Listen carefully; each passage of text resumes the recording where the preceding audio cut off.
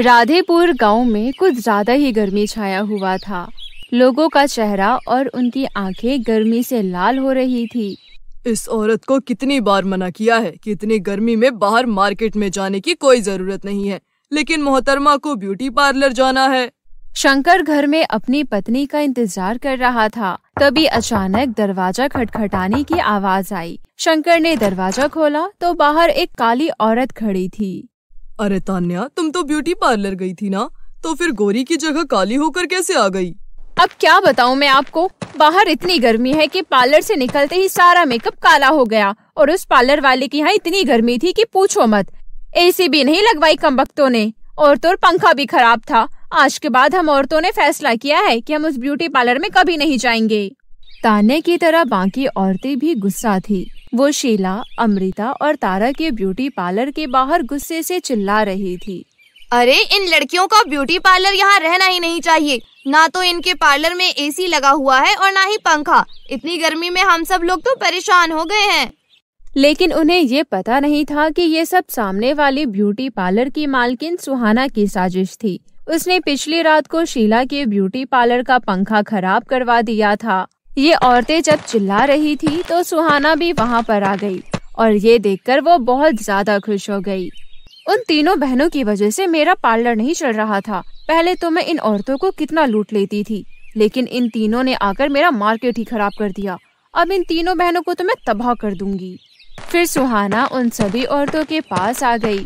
अरे आप लोग रुक जाइए, मैंने तो आप लोगों से कितनी बार कहा है कि आप लोग मेरे पार्लर में आइए, लेकिन शायद उन तीनों बहनों का काम आपको ज्यादा ही अच्छा लगता था। आज देख लिया ना, सारी औरतें काली कलूटी हो गई है। आप सब लोग मेरे पार्लर में चलिए, मेरे पार्लर में एसी लगा हुआ है। क्या तुम्हारे ब्यूटी पार्लर में एसी लगा हुआ है? लेकिन इस बात की क्या गारंटी है कि तुम्हारा काम सही होगा? हम पूरे गांव की औरतों का चेहरा काला हो चुका है। ये सब कुछ इस चिलचिलाती हुई गर्मी की वजह से हुआ है। आप सभी के लिए पहला मेकअप मेरी तरफ से फ्री है, और अगर हमारे पार्लर में आपको मजा ना आए और आप दोबारा से गोरी ना हो गई तो आप सब मुझे पैसे मत देना और मुझे जूते से मारना, ओके? इतना सुनते ही उन औरतों के अंदर का गुस्सा थोड़ा कम हो गया और सभी औरतें सुहाना की ब्यूटी पार्लर में चली गई। सुहाना ने उधार लेकर एसी खरीदा हुआ था ताकि वो उन औरतों को अपने ब्यूटी पार्लर में ला सके। उसके पार्लर में जाते ही सभी को बहुत सुकून मिला क्योंकि अंदर एसी लगा हुआ था। अरे यहाँ तो बड़ा ही सुकून है। बहनों, इतनी गर्मी में यहाँ तो कश्मीर जैसा माहौल लग रहा है। चलो सुहाना, हम सभी का मेकअप करना शुरू करो। सुहाना और उसके यहाँ पर काम करने वाली सभी लड़कियों ने मिलकर उन सभी औरतों का मेकअप किया। कुछ दिनों बाद उन सभी औरतों का काला रंग मिट गया और दोबारा से सब लोग गोरी हो गई। अरे ये तो चमत्कार हो गया। हमारा रंग काला इस गर्मी की वजह से हुआ था, लेकिन सुहाना के ब्यूटी पार्लर में एसी लगा हुआ था। इसी वजह से सब कुछ बिल्कुल ठीक हो गया। आज के बाद हम उस शीला, अमृता और तारा के ब्यूटी पार्लर में कभी नहीं जाएंगे। अब उस गांव की सभी औरतें सुहाना के ब्यूटी पार्लर में ही जाने लगी। शीला, अमृता और तारा के ब्यूटी पार्लर में उन लोगों ने जाना बंद कर दिया।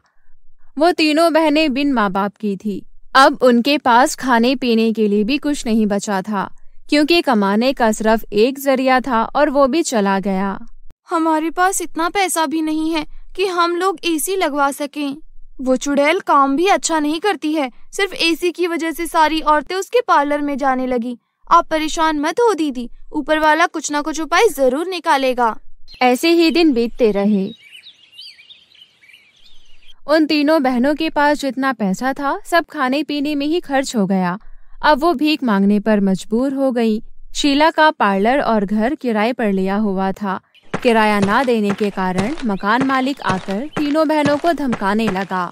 तुम लोग मेरी दुकान और घर खाली कर दो। 2 महीने से तुम लोगों ने किराया नहीं दिया। निकल जाओ यहाँ से तुम तीनों।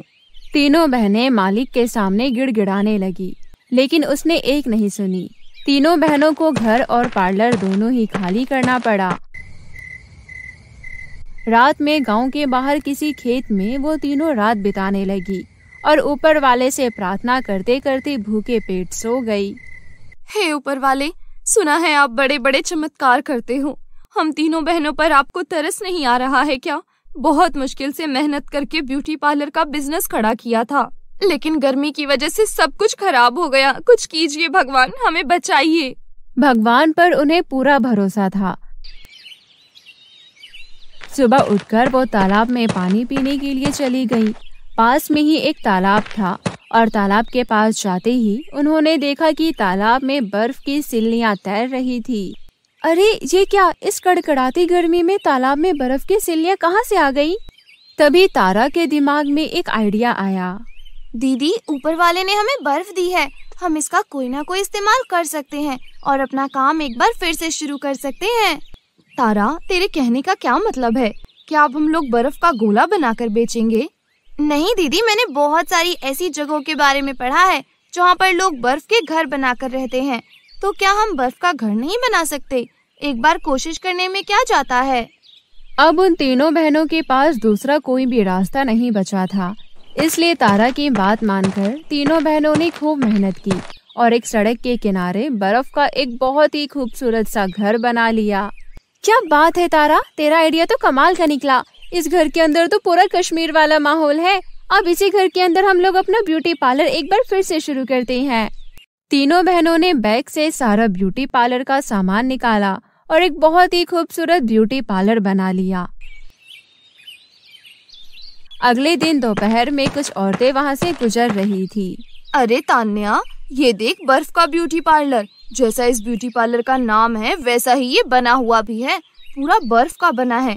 चल इसके अंदर चलकर देखते हैं, बड़ा मजा आएगा। सभी औरतें बर्फ के ब्यूटी पार्लर के अंदर चली गई। वहाँ उन्होंने देखा कि वही तीनों बहनें वहाँ पर मौजूद थी। अरे शीला, अमृता, तारा, ये तो कमाल कर दिया तुम लोगों ने। यहाँ तो सुहाना की ब्यूटी पार्लर से भी ज्यादा ठंडक मिल रही है। यहाँ तो हम पहले से और भी ज्यादा गोरी हो जाएंगे। ये सब ऊपर वाले का चमत्कार है चाची। आइए हमें आपकी सेवा करने दीजिए। एक के बाद एक औरतें बर्फ के ब्यूटी पार्लर में आने लगी और वो तीनों बहनें माला माल हो गई। आसपास के गांव की औरतें भी वहां आने लगी क्योंकि गर्मी बहुत ज्यादा थी बाहर। इसी तरह उन तीनों बहनों ने पैसे कमाकर एक नया खुद का घर ले लिया और सुहाना का ब्यूटी पार्लर हमेशा हमेशा के लिए बंद हो गया। इसलिए दोस्तों, किसी को भी नुकसान पहुंचाकर अपना फायदा नहीं सोचना चाहिए। उससे अपना ही नुकसान होता है क्योंकि ऊपर वाला सब देख रहा है। हरी घास का जादुई घर। साधना नाम की एक लड़की अपने माता पिता के साथ रहती थी। साधना के माता पिता जंगल से लकड़ियाँ काटकर बेचा करते थे। इसी तरह एक दिन वो दोनों जंगल में लकड़ियाँ काटने जाते हैं, लेकिन शाम होने पर भी दोनों लौट कर नहीं आते। ये देखकर साधना को अपने माता पिता की चिंता होने लगती है। देखते ही देखते वो दिन भी बीत जाता है और रात हो जाती है। लगता है मेरे माता पिता किसी मुसीबत में फंस गए हैं। मुझे फौरन जाकर उन्हें ढूंढना चाहिए। उसके बाद साधना रात के अंधेरे में हिम्मत करके जंगल में पहुंच जाती है और चारों तरफ अपने माता पिता को ढूंढने लगती है। माँ, पिताजी, कहाँ हो आप लोग? माँ, पिताजी। इस तरह साधना जोर जोर से चिल्लाने लगती है कि तभी एक बुरे जादूगर की नजर साधना पर पड़ती है। मुझे काफी दिनों से अपने घर में एक नौकरानी की जरूरत थी। ये लड़की मेरी नौकरानी बनने के लिए बिल्कुल सही है। मैं अभी इसे पकड़कर अपने घर ले आता हूँ। उसके बाद वो जादूगर साधना के सामने पहुँच जाता है। जादूगर का डरावना और भयानक रूप देखकर साधना घबरा कर वहाँ से भागने लगती है, लेकिन तभी जादूगर अपने जादू से एक जादुई रस्सी लाकर उसे साधना के ऊपर फेंक देता है और वो जादुई रस्सी साधना को पूरी तरह जकड़कर जादूगर के पास ले आती है। छोड़ दो मुझे, छोड़ दो, जाने दो प्लीज, मुझे जाने दो। अब मैं तुझे नहीं छोड़ने वाला। आज से तू मेरे घर की नौकरानी बनकर मेरे सारे काम करेगी। नहीं नहीं, ऐसा मत करो। मैं अपने माता पिता को यहाँ ढूंढने आई हूँ। देखो, मैं तुमसे विनती करती हूँ, प्लीज मुझे छोड़ दो, जाने दो मुझे। तू चाहे कितना भी गिड़गिड़ा ले, लेकिन मुझे कोई फर्क नहीं पड़ने वाला। चल अब मेरे साथ। उसके बाद वो दुष्ट जादूगर जबरदस्ती साधना को अपने घर ले जाता है और अगले दिन से जादूगर साधना से अपने घर के सारे काम करवाने लगता है। बेचारी साधना बुरी तरह से थक जाती थी, लेकिन फिर भी उस जादूगर को उस पर जरा भी तरस नहीं आता था, बल्कि वो साधना की डंडे से पिटाई करने लगता है। फिर एक दिन मौका पाकर साधना वहाँ से भाग निकलती है, लेकिन तभी जादूगर की पालतू बिल्ली साधना को भागते हुए देख लेती है और फौरन जादूगर को उसके बारे में बता देती है। उसके बाद जादूगर अपने जादुई झाड़ू पर बैठकर साधना का पीछा करने लगता है और थोड़ी ही देर में उसे पकड़कर वापस अपने घर ले आता है। लगता है मेरी मार का तुझ पे कोई असर नहीं हुआ। रुक जा, आज मैं तुझे ऐसी सजा दूंगा कि दोबारा तू यहाँ से भागने के बारे में ख्वाब में भी नहीं सोचेगी। इतना कहकर वो जादूगर अपनी जादुई छड़ी निकालकर साधना के दोनों पैरों में खास तरह की जादुई बेड़ियां पहना देता है। अब तू चाहे यहाँ से भागने की जितनी भी कोशिश कर ले, लेकिन मेरी जादुई बेड़ियां तुझे वापस मेरे पास ही लेकर आ जाएगी। इस तरह से साधना पूरी तरह से उस जादूगर के कब्जे में आ जाती है। ऐसे ही कई दिन बीत जाते हैं। फिर एक दिन, सुन लड़की, मुझे बहुत तेज भूख लगी है। नदी के किनारे एक बहुत बड़ा फलों का पेड़ है। उस पेड़ के ऊपर रोज ढेर सारी जादुई चिड़िया आती है। तू जल्दी से जा और ढेर सारी चिड़िया को पकड़कर यहाँ ले आ। उसके बाद मैं मजे से उन चिड़िया पे मसाले लगाकर खाऊंगा। नहीं नहीं जादूगर जी, मैं वहाँ नहीं जाऊंगी। कहीं वहाँ पर कोई जंगली जानवर हुआ तो वो तो मुझे मारकर खा जाएगा। ये ड्रामे करना बंद कर और जल्दी से जाकर उन चिड़ियों को पकड़ कर ला, वरना आज मैं तुझे ही खा जाऊंगा। इतना कहकर वो जादूगर साधना के हाथ में धनुष बाण पकड़ा देता है। उसके बाद साधना चिड़ियों को पकड़ने के लिए नदी के किनारे पहुंच जाती है, लेकिन तभी अचानक नदी के पास खड़ा एक चीता साधना पर हमला करने लगता है। साधना अपनी जान बचाने के लिए उस चीते पर तीर चलाना शुरू कर देती है, लेकिन उन तीरों का चीते पर कोई भी असर नहीं होता। ये देख साधना वहाँ से भागने की कोशिश करती है, लेकिन दोनों पैरों में बेड़ियां होने की वजह से वो धड़ाम से जमीन पर गिर जाती है। साधना की ये हालत देखकर वो चीता मुस्कुराने लगता है। अरे बचाओ मुझे, बचाओ, ये चीता मुझे खा जाएगा, बचाओ मुझे। लेकिन जैसे ही वो चीता साधना को मार के खाने के लिए अपने कदम आगे बढ़ाता है कि तभी वहाँ अचानक से नटखट परी आ जाती है। नटखट परी फौरन अपनी जादुई छड़ी से भयानक आग निकालकर उस चीते को डराने लगती है, जिस वजह से वो चीता घबराकर दुम दबाकर वहाँ से भाग जाता है। साधना के दोनों पैरों में मोटी मोटी बेड़ियां देखकर नटखट परी को उस पर बहुत तरस आता है। तुम्हारा नाम क्या है और तुम्हारे पैरों में ये बेड़ियां किसने बांधी है? फिर नटखट परी के पूछने पर साधना उसे उस बुरे जादूगर के बारे में सब कुछ बता देती है। जादूगर के अत्याचारों के बारे में सुनकर नटखट परी को भी बहुत गुस्सा आता है। क्या सच में उसने तुम्हारे साथ ऐसा किया?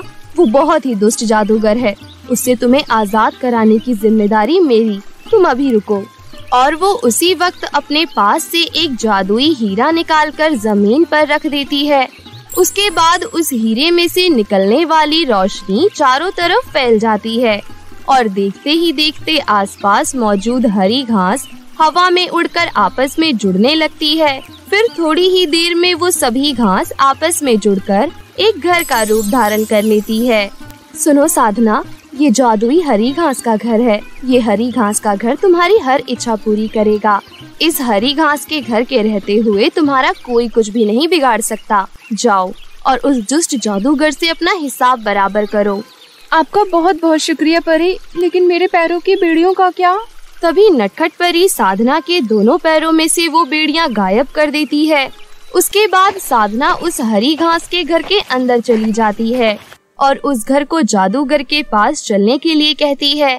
साधना के इतना कहने पर वो जादुई घास का घर हवा में उड़ते हुए दुष्ट जादूगर के पास पहुंच जाता है।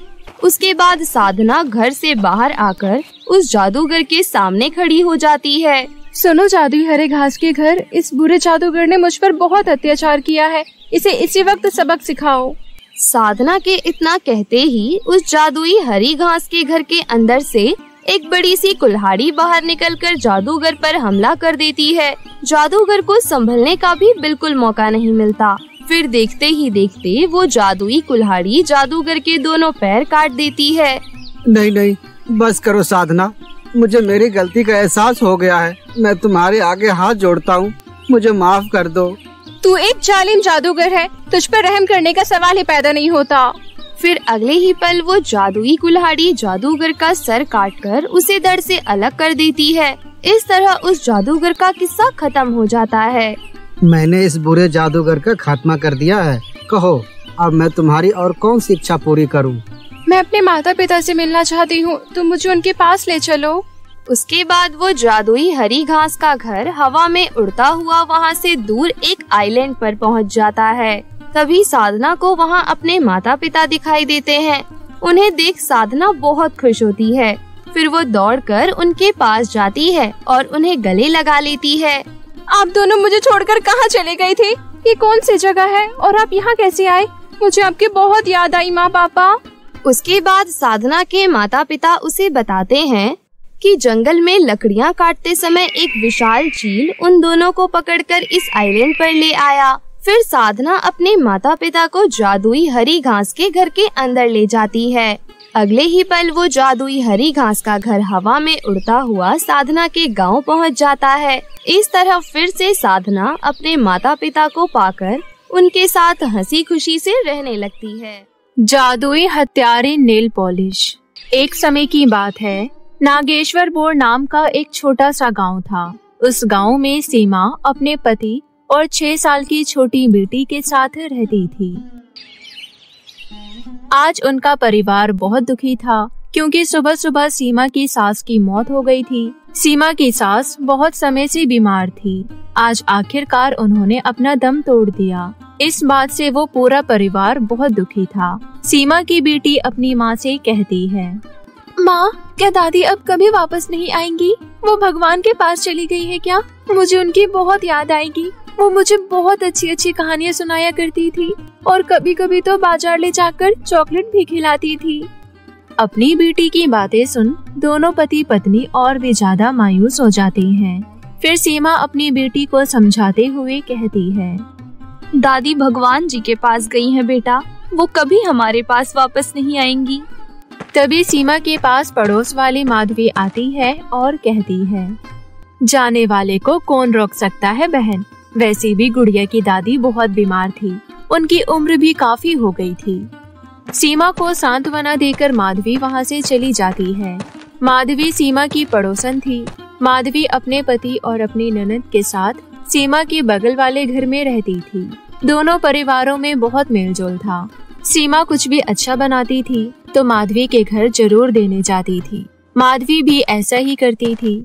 इसी तरह कुछ समय बीत गया। एक दिन की बात है, माधवी की नंद को लड़के वाले देखने आए थे। आइए ना, बैठिए, हम लोग आपका ही इंतजार कर रहे थे।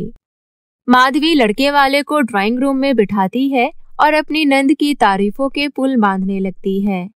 अब आपको मैं क्या बताऊं बहन जी, कहने को तो सोनिया मेरी नंद है, लेकिन मैंने उसे बेटी से बढ़कर प्यार दिया है। सारे संस्कार दिए हैं मैंने उसे। थोड़ी देर तक बातचीत करने के बाद माधवी अपनी नंद को लेने जाती है। वो देखती है कि उसकी नंद ने अभी तक चाय नहीं बनाई है। वो कहती है, तुमने अभी तक चाय भी नहीं बनाई है?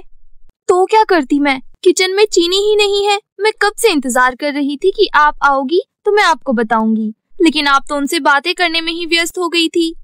ये तो सच में चिंता का विषय है। अब हम क्या करें? अगर बाजार चीनी लेने गए तो बहुत समय लग जाएगा और तुम्हारे भैया तो उन लोगों से बातें कर रहे हैं, उन्हें भी नहीं भेज सकते। अच्छा तुम यहीं रुको, मैं हमारी पड़ोसन सीमा से चीनी मांग कर ले आती हूँ। ऐसा कहकर माधवी पीछे वाली दरवाजे से निकलकर सीमा के घर चली जाती है और उसके घर जाकर कहती है, सुनो सीमा, मेरी नंद को देखने लड़के वाले आए हैं और देखो ना, ऐसे समय पर चीनी खत्म हो गई। क्या जरा सा चीनी दोगी? क्योंकि अगर बाजार चीनी लेने गए तो बहुत समय लग जाएगा। गुस्से में कहीं ये लोग रिश्ता ना तोड़ दे। क्या बताऊं माधवी बहन, ये तो सच में चिंता का विषय है, क्योंकि आज सुबह ही मेरी भी चीनी खत्म हो गई है। हे भगवान, ये तुम क्या कह रही हो? लो जी, हो गया सत्यानाश। बड़ी मुश्किल से एक अच्छा लड़का मिला था, कहीं वो भी हाथ से ना निकल जाए। ये कहते हुए माधवी थोड़ा उदास हो जाती है। तभी सीमा धीमी आवाज में उसे कहती है, तुम चिंता मत करो, मेरे साथ मेरे कमरे में चलो, मेरे पास इसका एक उपाय है। ऐसा कहकर सीमा माधवी को अपने साथ अपने कमरे में ले जाती है और अपने अलमारी से एक लाल कलर की नेल पॉलिश निकालकर माधवी को देते हुए कहती है, तुम ये नेल पॉलिश देख रही हो? ये कोई साधारण नेल पॉलिश नहीं है, ये एक जादुई नेल पॉलिश है। मरने से पहले सासू माँ ने मुझे दिया था। उन्होंने कहा था कि इस बारे में किसी को मत बताना, लेकिन तुम लोगों के साथ मेरे अच्छे संबंध हैं, तो इसलिए मैं बस तुम लोगों की मदद करना चाहती हूँ। ये तुम क्या बोले जा रही हो सीमा बहन? ऐसा भी भला कहीं होता है क्या? मैं सच कह रही हूँ। अगर तुम्हें विश्वास नहीं होता तो देखो। हे जादुई नेल पॉलिश, मुझे चीनी की जरूरत है, जरा सी चीनी दे दो। सीमा के इतना कहते ही नेल पॉलिश में से चीनी का पैकेट निकल जाता है। ये देखकर माधवी हैरान रह जाती है। अब तुम ये चीनी का पैकेट अपने साथ लेकर जा सकती हो। जल्दी जाओ, वरना लड़के वाले चले जाएंगे। माधवी अभी भी बहुत हैरान थी। वो चीनी का पैकेट उठाती है और अपने घर चली जाती है और चाय बनाकर मेहमानों को पिलाती है। उसकी नंद का रिश्ता पक्का हो जाता है। शादी से कुछ दिन पहले माधवी फिर से सीमा के घर जाती है और उससे कहती है, सीमा बहन, तुम तो जानती हो हम लोग ज्यादा धनवान नहीं हैं। मेरी नंद के ससुराल वाले बहुत दहेज मांग रहे हैं। कुछ दिनों के लिए तुम मुझे अपनी जादुई नेल पॉलिश दे दो ना। लेकिन माधवी बहन। देखो, लेकिन वेकिन मत करो। अंतिम बार मेरी मदद कर दो प्लीज, क्योंकि अगर मेरी नंद का रिश्ता टूट गया तो बेचारी अंदर ही अंदर टूट जाएगी। हमारी इज्जत खराब होगी सो अलग। पूरे मोहल्ले में सबको कार्ड भी तो बांट आए हैं ना। माधवी के बार बार कहने पर सीमा को उसे जादुई नेल पॉलिश देनी ही पड़ती है। नेल पॉलिश पाकर माधवी बहुत खुश होती है और उसे लेकर अपने घर चली जाती है। घर जाकर माधवी अपने कमरे में जाकर नेल पॉलिश से शादी की सारी चीजें मांगती है। वहाँ पर शादी की सारी चीजें चुटकियों में मौजूद हो जाती है। ये सब देखकर माधवी की खुशी का ठिकाना नहीं रहता। अरे वाह, ये जादुई नेल पॉलिश तो कमाल की है। इसे पाकर तो मेरा बहुत खर्चा बच गया। मैंने लगभग शादी की सारी चीजें इस जादुई नेल पॉलिश से मांग ली है। अब तो फ्री फंड में सोनिया की शादी हो जाएगी। तभी वहाँ पर माधवी का पति आ जाता है और वहाँ पर शादी की सारी चीजें मौजूद देखकर कहता है, अरे भाग्यवान, शादी की इतनी सारी चीजें यहाँ पर कैसे आई? जहाँ तक मुझे याद है मैं तो नहीं लेकर आया इन्हें, और ना ही तुम लेकर आई हो। फिर ये सारी चीजें यहाँ कैसे? देखो जी, आप अपना दिमाग कम ही लगाओ तो सही रहेगा। ये सारी चीजें मैं लेकर आई हूँ। आपको कुछ पता तो होता नहीं है, खामखा अपना नकली दिमाग लगाने लगते हो। इतना कहकर माधवी जादुई नेल पॉलिश लेकर वहाँ से चली जाती है। माधवी के पति को कुछ भी समझ नहीं आ रहा था, इसलिए वो कुछ नहीं कहता। और दूसरी तरफ माधवी बिना किसी खर्चे के पूरी शादी जादुई नेल पॉलिश की मदद से निपटा देती है और अपने नंद को विदा कर देती है। इसी तरह काफी दिन बीत जाते हैं, लेकिन माधवी सीमा को उसकी जादुई नेल पॉलिश नहीं लौटाती। एक दिन सीमा खुद ही उसके पास अपनी जादुई नेल पॉलिश मांगने चली जाती है। बहन, अब तो तुम्हारी नंद की शादी भी हो गई है, मुझे मेरी जादुई नेल पॉलिश लौटा दो। अब तो तुम्हें उसका कोई काम नहीं होगा ना। ना ना बहन, ऐसे नहीं दूंगी मैं तुम्हें तुम्हारी नेल पॉलिश। तुम्हें अपने पति और बच्चों के साथ मेरे घर डिनर पर आना होगा। अब तुमने मेरी इतनी मदद की है तो बदले में मैं तुम्हें डिनर तो करा ही सकती हूँ। एक काम करो, तुम कल ही हमारे घर डिनर करने आना। सीमा माधवी की बात मानकर वहाँ से चली जाती है। अगले दिन वो अपने पूरे परिवार के साथ माधवी के घर डिनर पर आती है। माधवी उनके लिए जादुई नेल पॉलिश से बहुत सारा स्वादिष्ट खाना मांगती है और अपने मन में सोचती है, ये खाना तुम्हारे परिवार का आखिरी खाना होगा बहन। ऐसा सोचकर वो खाने में जहर मिला देती है और सीमा की पूरे परिवार को परोसती है। खाना खाते ही वो पूरा परिवार मर जाता है। ये देख माधवी का पति घबरा जाता है। तब माधवी अपने पति को जादुई नेल पॉलिश के बारे में सब कुछ बताती है और उसे भी अपने घटिया प्लान में शामिल कर लेती है। दोनों पति पत्नी मिलकर उनके पूरे परिवार की लाश को घर के पिछवाड़े में दफना देते हैं और जादुई नेल पॉलिश की मदद से खुद ऐशो की जिंदगी व्यतीत करने लगते हैं। माधवी जादुई नेल पॉलिश से बहुत सारा धन मांगती है और बहुत धनवान हो जाती है। एक बार की बात है, वो अपने पति के साथ अपने कमरे में सो रही थी। तभी आधी रात को अचानक से उसके कानों में एक आवाज आती है, उठो माधवी। ये आवाज सुनकर माधवी डर के उठ जाती है। तभी वो देखती है कि उसके बिस्तर पर वही नेल पॉलिश पड़ी हुई है। ये देखकर वो और घबरा जाती है। अरे, ये नेल पॉलिश तो मैंने अलमारी में रखी थी, फिर ये यहाँ कैसे आ गई? शायद मैं ही भूल गई होंगी। ऐसा सोचकर माधवी वो नेल पॉलिश को अपनी अलमारी में रख आती है। थोड़ी देर बाद फिर से उसे वही आवाज सुनाई देती है। उठो माधवी, मुझे हमेशा हमेशा के लिए सुलाकर तुम चैन की नींद कैसे ले सकती हो? माधवी फिर से घबराकर उठ जाती है। कौन है? कौन है यहाँ? कौन मुझे आवाज लगा रहा है? माधवी की आवाज सुन उसके पति की आंख खुल जाती है। वो कहता है, क्या हुआ भाग्यवान, आधी रात को उठकर किस पर चिल्ला रही हो? कुछ नहीं, ऐसा लग रहा है कोई मुझे आवाज लगा रहा है। जरूर तुमने कोई डरावना सपना देखा होगा। माधवी का पति उसे समझा बुझाकर सुला देता है। अगले दिन जब वो सोकर उठती है तो उसे फिर से वही नेल पॉलिश अपने बिस्तर पर दिखाई देती है। ये देखकर वो बहुत डर जाती है और डरते डरते नेल पॉलिश को खिड़की से बाहर फेंक देती है। उसके बाद जब माधवी नहाने जाती है तो उसे फिर से बाथरूम में वही नेल पॉलिश नजर आती है। ये क्या हो रहा है मेरे साथ? ये नेल पॉलिश मेरा पीछा क्यों नहीं छोड़ रही? मैंने तो इसे बाहर फेंक दिया था, फिर ये यहाँ कैसे आई? तभी नेल पॉलिश में से आवाज आती है, अब मैं तुम्हारा पीछा जब तक नहीं छोड़ूंगी, जब तक मैं तुम्हारी जान नहीं ले लेती। मुझे और मेरे परिवार को धोखे से मार डाला ना, अब मैं तुम्हें मार डालूंगी। कौन हो तुम? कहीं तुम सीमा की आत्मा तो नहीं? क्या खूब पहचाना है तुमने मुझे। तुम सही कह रही हो, मैं सीमा की आत्मा ही हूँ। तुमने मुझे छल से मारा, इसलिए मेरी आत्मा को शांति नहीं मिली और मैं इस नेल पॉलिश में समा गई। अब मैं तुम्हें और तुम्हारे पति को जिंदा नहीं छोड़ूंगी। मुझे माफ कर दो, मुझसे बहुत बड़ी गलती हो गई। लालच में आकर मैंने बहुत बड़ा पाप कर दिया। भगवान के लिए मुझे माफ कर दो। जब तुमने हमारे खाने में जहर मिलाया था तब तुम्हें हम पर दया नहीं आई थी क्या? मेरी छोटी सी बच्ची ने तुम्हारा क्या बिगाड़ा था? मैंने और मेरे पति ने तुम्हारा क्या बिगाड़ा था? सिर्फ लालच में आकर तुमने हमारी जान ले ली। अब मैं तुम्हें छोड़ूंगी नहीं। फिर नेल पॉलिश के अंदर से एक तलवार निकलती है और वो तलवार सीधा माधवी को जाकर लगती है। माधवी की वहीं पर मौत हो जाती है।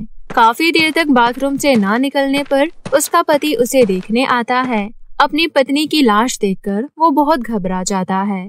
तभी जादुई नेल पॉलिश उड़ते हुए आती है और उसके पति को भी मार डालती है। इस तरह दोनों परिवार खत्म हो जाता है। जरा से लालच के कारण हंसते खेलते दो परिवारों को अपने जीवन से हाथ धोना पड़ता है। इसलिए लालच कभी नहीं करना चाहिए। लालच का परिणाम इतना बुरा भी हो सकता है जैसा कि माधवी के साथ हुआ।